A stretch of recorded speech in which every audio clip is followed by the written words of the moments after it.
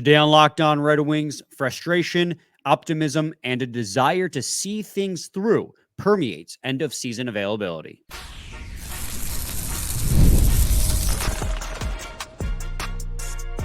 You're Locked On Red Wings, your daily podcast on the Detroit Red Wings. Part of the Locked On Podcast Network, your team every day.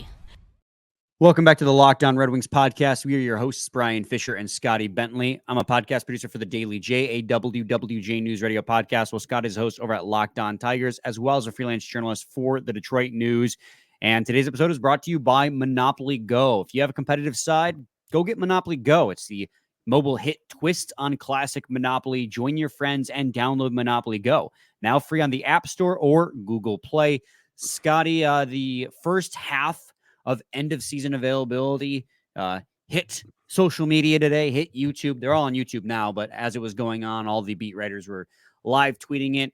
And a lot of the players that fans want to hear from the most spoke on Thursday. Of course, the one person that we want to hear from the most, and Steve Yzerman will talk on Friday, but Kane, Raymond, Seider, Dylan Larkin, obviously, as well as a handful of other players spoke. And I mean, as I said in the cold open, right? Frustration, optimism, and from a large part of the players that spoke today, a want to be here, a want to see this thing through. And, you know, usually end of season media availabilities don't really give you a lot to work with.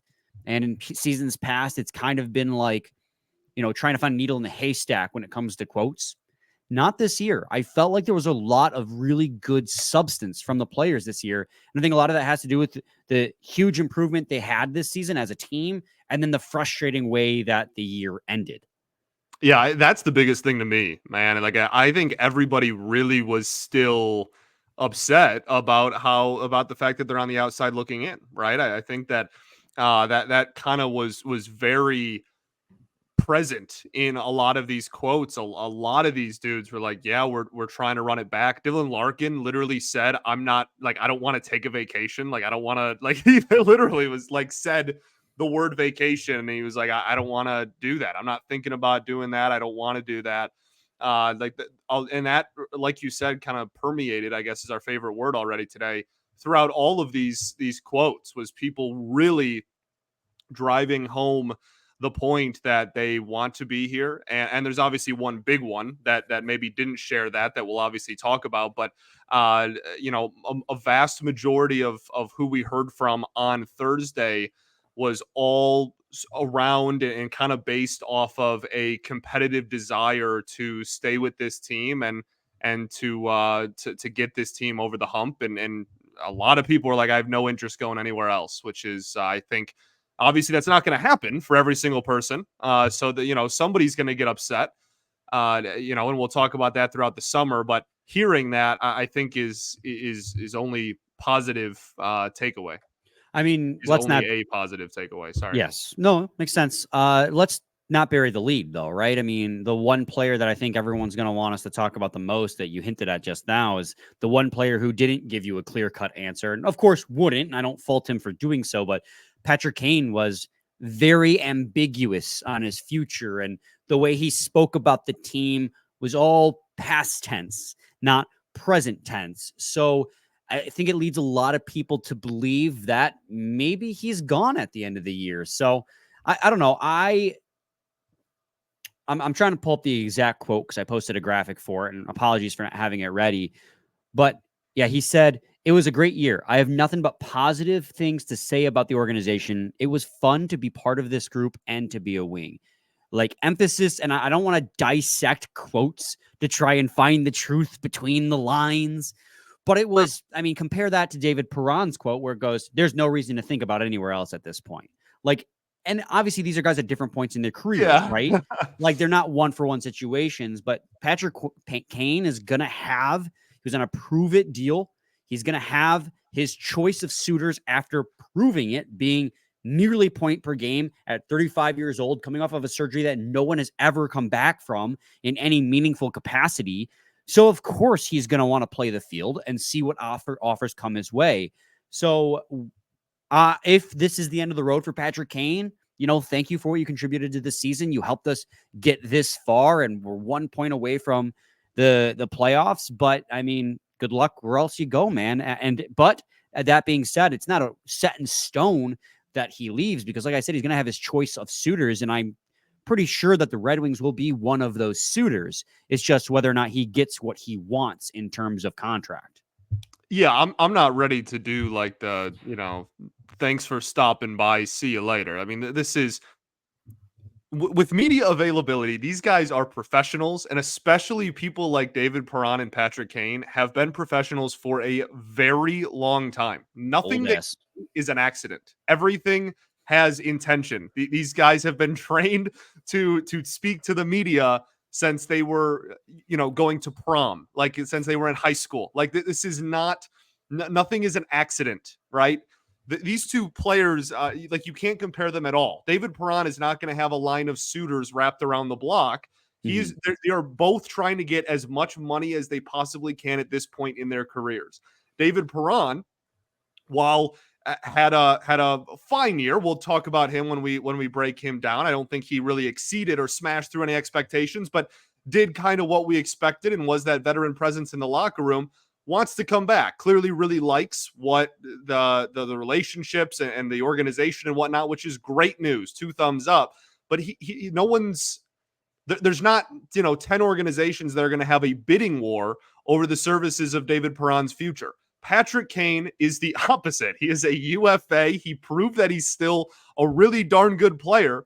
There is going to be a lot of suitors for him. And even if he does love Detroit and want to stay here and is telling his agent behind closed doors, hey, man, drive up the price, get me as much money as possible, but I want to be in Detroit.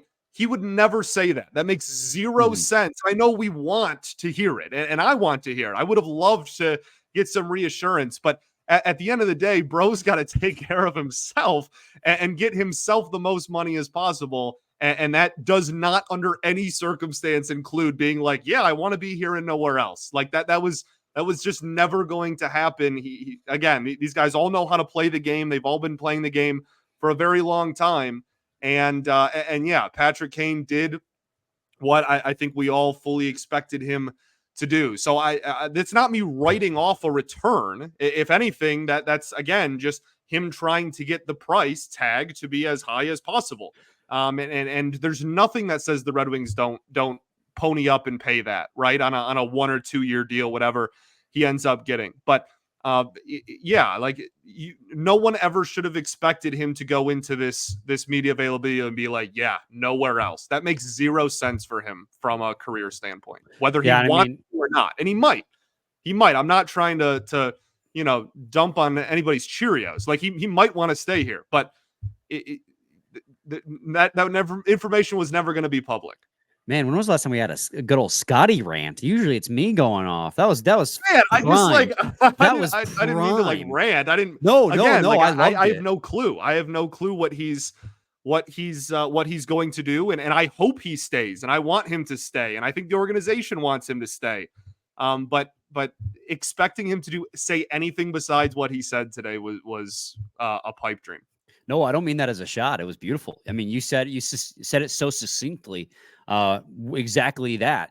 Now, they did ask him too about, what he's looking for at this point of his career. And he said, a little bit more stability after Chicago, New York, Detroit, all in a calendar year. He wants some place where he can play for, a little bit of term. But of course, it's going to come. The biggest thing it's going to come down to is fit. And so he says, like, he'll go anywhere that's the best fit, which doesn't tell you anything. And like, to your credit, like you said, that is completely intentional. On the Perron front, because we basically have wrapped Perron into this conversation, Perron, okay, and this is me speculating, right? But remember around the trade deadline, and there were talks about Kane and Detroit with extension, and then all of a sudden it goes Perron too, like, hey, they're also talking. That one definitely felt like Perron's agent attaching Perron's name to Kane to kind of put it out there that Perron wants to come back. And Perron quite literally confirmed that in the media availability, right? There's no reason to think about anywhere else at this point. Like, he wants to come back to Detroit, which I absolutely love.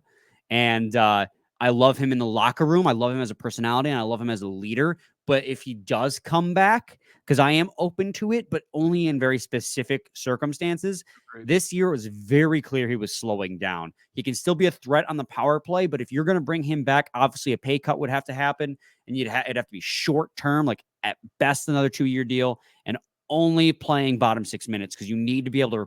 And they were playing him top 6 out of necessity. It felt like, not that they wanted to put him there. But you can't have David Perron in your top 6 next year. Like, those are the only circumstances as a player I would want to bring David Perron back. And that doesn't, again, I love David Perron. I love what he brought to the locker room. I love what he brought to the young kids. And like, even on the ice, especially his first year, he was dynamite. He was exactly what the team needed that year. But it's just, this team needs to get younger. And David Perron, unfortunately, is not that. So it'd have to be specific circumstances for me to feel comfortable in a new contract for David Perron. I completely agree with the bottom 6 minute thing. That's really my only caveat. Like, you can, I don't worry about Steve Yzerman like overpaying David Perron necessarily. I just, the thing that I really want to drive home is, like, you bring him back. That's totally fine if that's what the organization wants to do, but you better have a summer ahead of you that results in no, on opening night, assuming everybody makes it through preseason healthy, David Perron should not be on, like, solidified in your top 6. Yeah, absolutely. We're going to take a quick break, and when we return, we'll talk Seider, Raymond, Larkin, and then, clean up any other quotes that we may have liked from media availability. So stay tuned for that in segment 2 and 3 of Locked On Red Wings. Got to talk to you guys today about Policygenius. You got to check Policygenius out, guys. They save you time and money so you can provide your family with a financial safety net starting today. With Policygenius, you can find life insurance policies that start at just $292 per year for $1 million of coverage. Some options offer same-day approval and avoid unnecessary medical exams. Policygenius helps you compare your options from top companies, and their team of licensed experts is on hand to help you through it. Your work life insurance policy may not offer enough protection for your family needs, and that's why you need Policygenius, because even worse, it may not come with you if you leave your job. Policygenius gives you unbiased advice from a licensed expert support team with thousands of 5-star reviews on Google and Trustpilot from customers who found the best fit for their needs. Check life insurance off your to-do list in no time with Policygenius. Head to policygenius.com/LockedOnNHL or click the link in the description to get your free life insurance quotes and see how much you could save. That's policygenius.com/LockedOnNHL. Segment 2, Locked On Red Wings podcast. Scotty and I are talking about some of the end-of-season media availability comments made by the players that were made available on Thursday. You want to kind of couple, I think Seider and Raymond would be a good pair to couple together. Came into the league together the same year, at the end of their entry-level contract the same year. Both had very good seasons, different for different reasons, but both had very good seasons. Lucas Raymond, I guess you could start with. And I think the first thing I want to mention, too, is, like, one thing I love about this kid is his compete. And I'm completely inferring this based on his tone. Like, maybe he just kind of sounds like this when he talks, but I'm guessing probably not. But it feels like when you listened to Lucas Raymond talk in media availability, I inferred a lot of frustration still. Like, he was obviously very happy with his individual season he had, but he still felt frustrated. Or he still sounded like he felt frustrated. Again, I'm inferring this. But if that's the case, I mean, I just love that out of this kid. And I mean, I really see a future leader on this team in Lucas Raymond. I mean, we already saw him lead the team on the ice, especially when Larkin was out and at the end of the season. But in the future, in the locker room, I mean, he's going to be a guy who's going to be asking. I interpret this again, like, I feel like this is going to be a guy who's going to be asking for a lot out of his teammates. And I love to see how much he cares about playing the game of hockey. Yeah, no, a lot of people have already had conversations and I guess healthy debates about Seider's path to wearing an A in the future as well. And I just think, if those two, like, coming up together, right? Being around the same age, being part of this, two key pillars as a part of this like future core. That was a thought I had today when listening to it as well. I'm completely lockstep with you, where it's like, what are the odds that both of these guys are wearing A's at the same time at some point in their career for the Wings? I think pretty high. I think Yeah. Seider has that like David Perron-esque goofball mentality to him, which really like helps keep the locker room lighthearted. Well, Raymond's like feels as if he's like the super serious. I think like Raymond's a goofball too. Like he's still a kid. Yeah. But when it comes to winning hockey games, like this kid is a pure-blooded competitor. So like those are two really important aspects to have in the locker room, and I really think that you have a future leader in Raymond for sure, and probably Seider as well. Obviously, Perron wore the A this year, and Sherratt, who's under contract for another 2 years, wears an A. But I mean, come next year, if David Perron isn't brought back, it's going to be interesting because Michael Rasmussen's also in that race for an A. Andrew Kopp wears an A at times as well. So we'll see. We'll see if somebody new gets. Huh? They re-signed Kaner. I mean, that's going to be a conversation too. I mean, you have a lot of leaders in that locker room, and it's going to be exciting. Like, do you want to go to a young guy? You want to keep rolling with the deserving vets? We'll see. But one thing that was for sure, and like, listen, he's a restricted free agent, as is Seider. So these comments come as no surprise. But at the same time, it is reassuring to hear them. They asked both of them about their contract situations, and Seider essentially said, he's like, well, like, I'm going to be here. He's like, don't worry, I'll be in Detroit. And he went as far as saying, it's no secret, I want to be a Red Wing. And Lucas Raymond, when they asked him about his contract situation, he goes, well, I don't know at this point whether or not my performance made it easier or more difficult to negotiate a contract, but I love this team.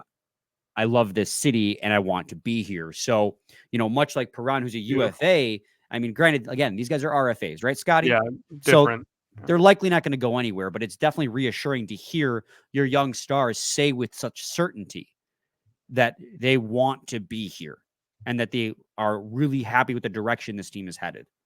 Yeah, for sure. And again, for as much as I talked about Kane earlier and how it didn't make sense for him, like it's not nothing to hear it from these guys, even though they're not really in a position to say anything otherwise. Like that doesn't mean it's not still great to hear. And especially, again, these aren't just, like two players that are just going to be here and they're just RFAs and they're young and they're just going to be here because they're RFAs. Like, no, this is, again, like I said, two pillars of your organization that you're looking to lock up long-term. And the fact that both of them are so confident and comfortable just talking about being here for a very, very long time, I think to me that kind of goes beyond just like the RFA-ness of it all. So yeah, beautiful to see.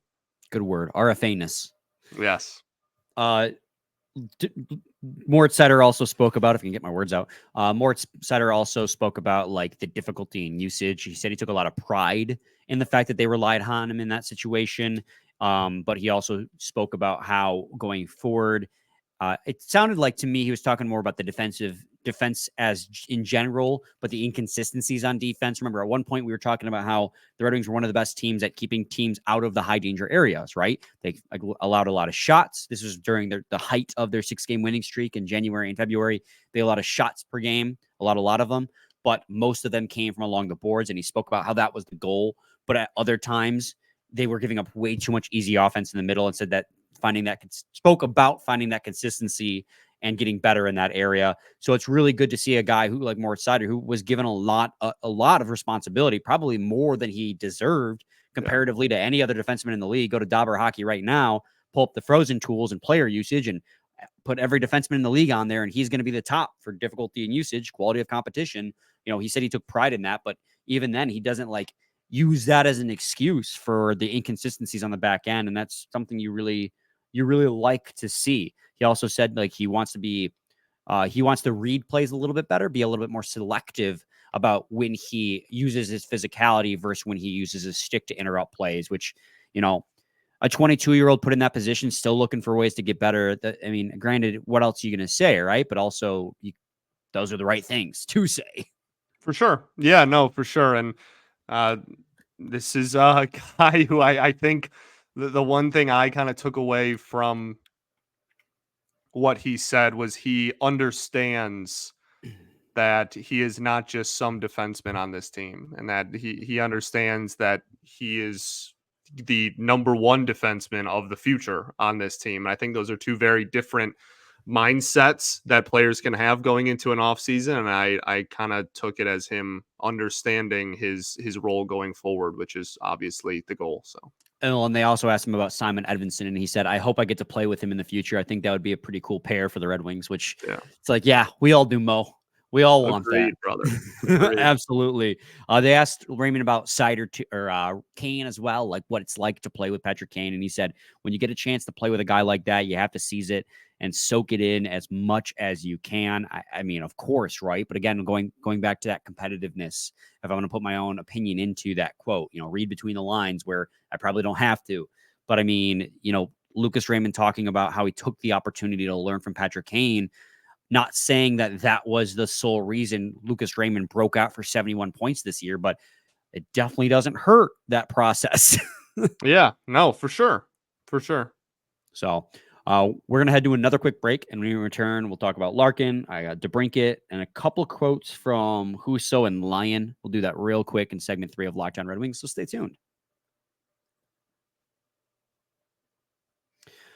Got to talk to you guys today about Monopoly Go. We've all been there, either as a player or a fan. It's intermission, and your scoreboard is not looking good. You're feeling low, and you're not sure you or your team can pull out the win. And that's when you dig deep, lift your head up, and say to yourself, time to get back in the game, pull off some bank heists, and take as much of your friend's money as you possibly can. No, I'm not talking about a playoff push with the Red Wings. I'm talking about Monopoly Go.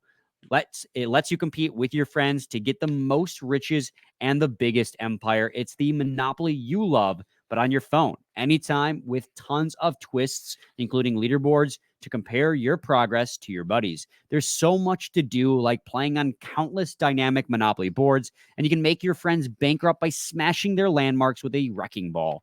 Charge other players. Oh man, you can charge other players rent for your iconic properties. You can LARP as a landlord. Fantastic. You can even work with your friends to crack open community chests in tournaments to get extra rewards and climb the leaderboard. So get back out there, put on your game face, and download Monopoly Go for free on the App Store or Google Play. Segment 3, Locked On Red Wings podcast. Scotty, obviously Dylan Larkin is the final of the major players you want to talk about. I mean, you can put DeBrincat in that category if you want to.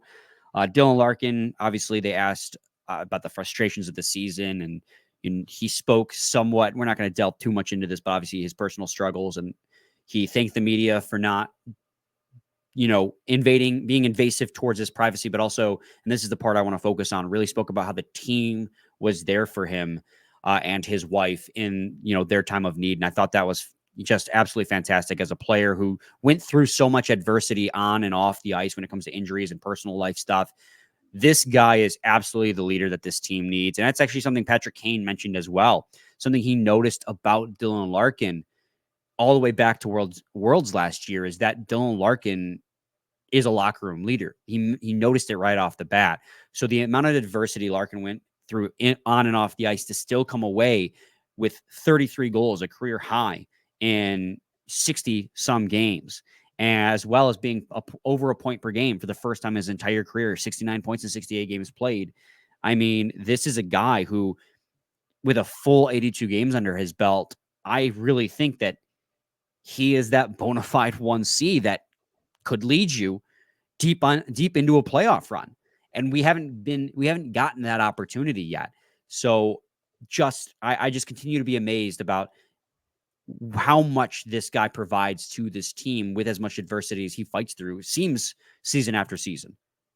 Yeah, man. I don't think you have to look too much further than the month of March, really, to drive that point home, right? I mean, when did the season collapse? It was when Larkin was hurt.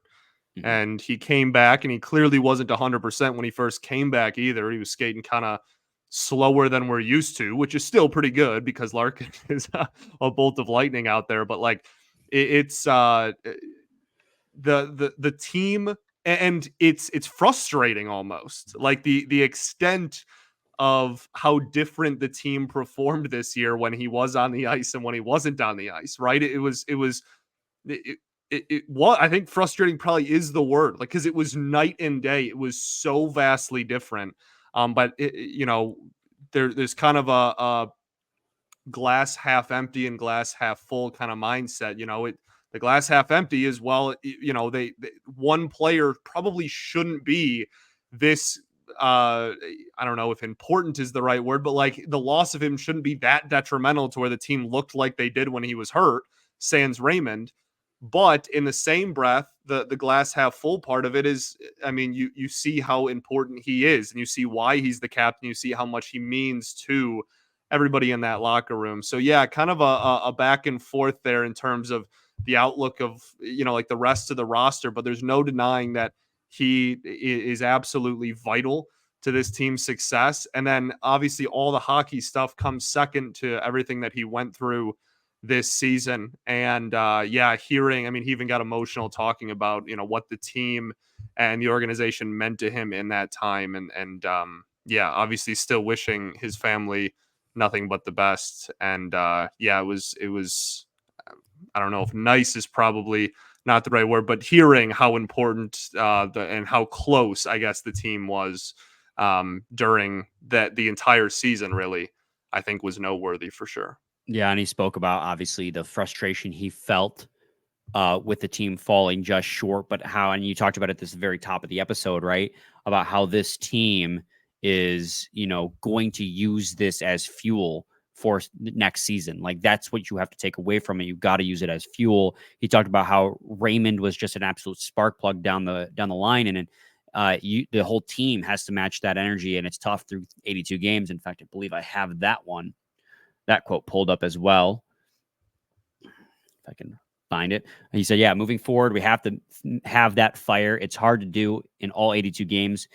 And then he said, I'm expecting even more from Lucas Raymond next year, which, I mean, hell, if Lucas Raymond can give us more, if there's another 10 to 15 points in there or more, this team is going to be looking good for years to come. But I mean, he's right. You see a guy like Lucas Raymond at his age come back on the offseason and be stronger, way more muscle-wise, put the work in, and then throughout the season break out. Like, I'd be inspired. I'd tell you that much. And Dylan Larkin's staying in town. He's not going on vacation, like you said. Like, he's going to continue. He's going to be here to continue working. Like, right now, he's motivated. The frustration from the end of the season has him motivated, and that's a good sign. Instead of being down in the dumps, about how a season went, like, oh, woe is me, he's using that as fuel. And that is exactly how you want your captain to act. Yeah, I think that's something that, again, kind of permeated throughout the entire roster. Everybody kind of held that same message. But I'm ready. I'm ready for next year. Oh, dude, I wish we could fast forward. As far as anyone else goes, Huso said that, yeah, he did have a setback in Grand Rapids, and that's why he didn't play, but he's not going to need any surgery, so he's going to have the entire offseason recuperate. And then Alex Lyon, just being Alex Lyon, talked about how in 10 years he'll be able to look at Simon Edvinsson and say, I played with that guy, because Alex Lyon's just a beaut. Absolute beaut. Absolute beauty. Say what you will about his play down the stretch, but that guy is like just a plus 10 personality in the locker room. Sure. I love that guy's personality. As far as anyone else goes, I mean, you had Comfort talk about how he wanted more out of himself, so he's expecting more out of himself next year. Cop said something about a B+ effort. Sure. And then Rasmussen just talked about being frustrated that he couldn't play in the most important games at the end of the season. But I think that about covers it. We'll have Yzerman and I assume Lalonde on Friday. Yeah, talking to the media. No, Yzerman's confirmed. I haven't heard anything about Newsy yet. But. So yeah, I mean that about does it. Overall, like I started the episode with, like, clear frustration from the group, which is good to see, but also clear optimism for the group for the direction this team is headed. So kind of exactly where we are as a fan base. For sure. Yeah. Which I guess is a good thing. Yeah. I mean, I think that's an appropriate response.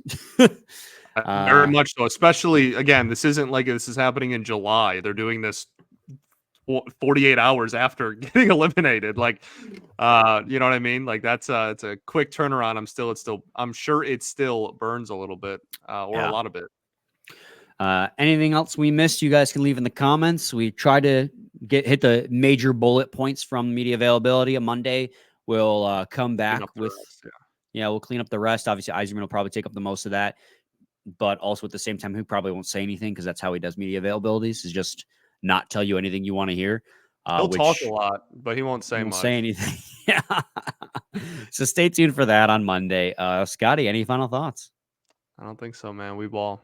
Be back with a new episode on Monday. Same time, same place. It's your team every day. Every day.